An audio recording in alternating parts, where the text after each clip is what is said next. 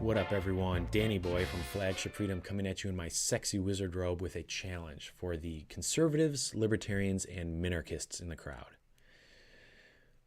You probably view government as a necessary evil, and I do give you credit for recognizing that government is fundamentally a coercive institution, that taxation is theft, that the state requires the use of force against innocent people by its very nature.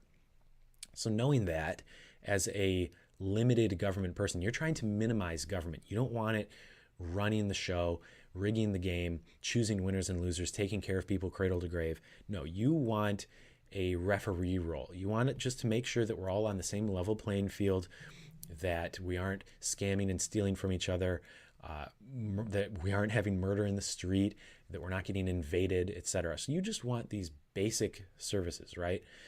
These real important services. So here's my challenge to you, is to consider the following.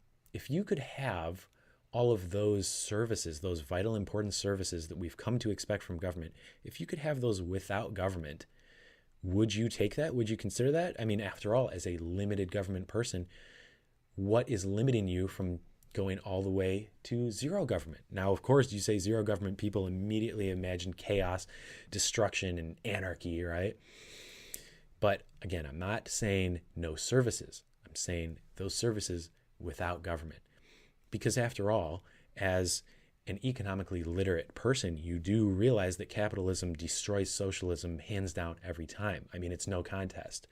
You know, both from common sense, like, voluntary exchange, free market competition versus forced gunpoint extraction of wealth through taxation. Which one's going to be better? You already know the answer to that, right? You compare every country in the world, you plot their economic freedom versus their prosperity. The graph is like this. There's a strong correlation between free market capitalism and prosperity for everybody in society. So here is the question. Why, as limited government people, I don't want to say we, because I used to be a limited government person, but why do limited government people support socialism in these few areas? Why do they have this weird exception to the rule? And a lot of people don't even consider or ever even think that, you know what, the government is actually inherently a socialist institution. It is literally a violently imposed socialist monopoly. So the question is, why would a socialist monopoly ever be superior to capitalist competition in providing any good or service? That's the question. We enjoy capitalism in every other area of life, and like the supermarket, transportation, medical services, all these really great important things we don't want the government touching. But for some reason we have these weird exceptions for military, for police, for courts and dispute resolution. And I would argue there's actually no good reason to have this exception, and that it's simply due to us being born into the system, and that people have a really hard time imagining how society would look like differently than what they're used to.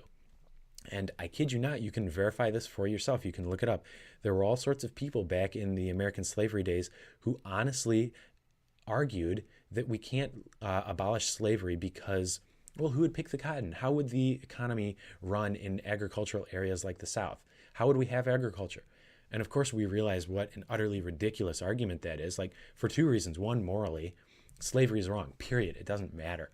But two, practically speaking, we know that, again, forced labor, utterly ridiculous. But if you told those people, don't worry, I know you have 90% of people involved in agriculture now, but pretty soon you're going to have 2%, and you're going to have big automatic machines running on gasoline and computers. Completely blow these people's minds. They could never imagine a society different than what they lived in at that moment.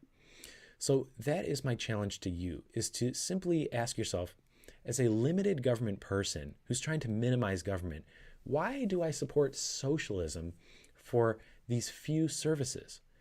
And a lot of people will come up with these doomsday scenarios like, if we get rid of the government and we privatize, there's going to be massive corruption, there's going to be collusion and cartels, and they're going to have price controls, and the service is going to be terrible, and they're going to force people to pay extremely high rates for terrible service. Take a step back and think. That's actually what you live in right now. That is the government. You don't have a choice of whether or not you want to pay for government services. You will literally go to jail. You'll be kidnapped and caged for refusing to pay for things that you don't even want to be involved in. The service is terrible. The prices are high. What company could possibly operate on a multi-trillion dollar debt in perpetuity? I mean, it's no surprise when you realize that government gets to take money from people by force. I don't think they're going to try very hard to please their customers when they can throw their customers in jail.